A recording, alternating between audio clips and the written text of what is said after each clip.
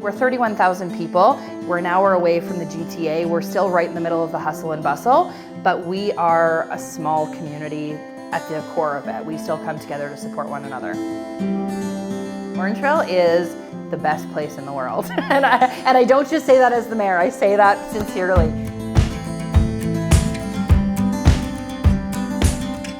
The future of Orangeville is very bright. We are a very unique municipality in comparison to some of our neighbors, where we're not growing at the same capacity as some others. We do still have some growth, and that navigating that growth that we have is a bit more challenging because we are limited by our boundaries. But we continue to be a dynamic community who's growing in diversity.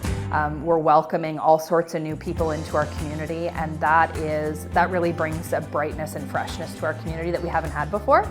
And we are an arts and culture community. I was just recently telling you about our Blues and Jazz Festival and some of our festivals that we have, and those community togetherness pieces where we can focus on the art, focus on culture, and bring people together to enjoy those things. That's unique about Orangeville. It's something that we've got that not a lot of other places do.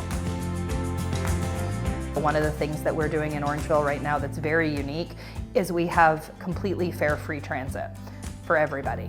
So everybody can ride our municipal buses for free. That's a 2-year pilot project that we've got right now. It's good social policy, it's good environmental policy. Some of the other great things we've got coming are, or that we're working towards is housing. It's a challenging piece that a lot of municipalities are navigating right now, but trying to find affordable ways for people to continue to live in our community. Oftentimes women are seen as being the more caregiver, compassionate. We're kind of lumped into that, right? So we bring a lot of that, and I will say, I think of families differently maybe than some of my male counterparts do, because as a young mom navigating the community, it was challenging at times, right? I think about affordability. I think of moms trying to, single moms bringing their kids on the transit bus, for example, right? And what their experience would be like and how we can make policy to support women in the community. One of the biggest shocks that I had was the first door that I knocked on, where someone asked me about how I was going to be a mother and a counselor at the same time. And it was the first time that my gender or my ability as a mother or as a woman was ever put into question with my ability professionally. And it stopped me in my tracks, because I was raised in a house where that wasn't the case.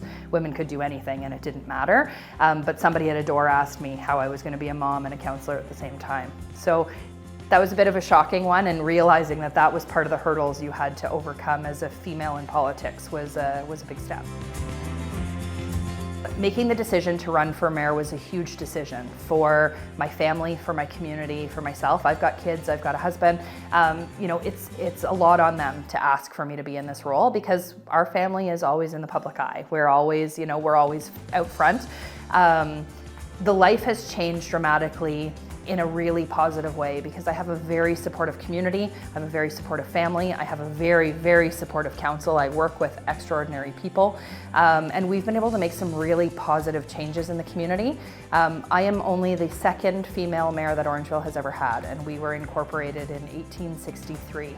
So in 161 years, I'm the second female mayor that we've ever had, and it was time. It was time to have a different voice and a different vision in the leadership.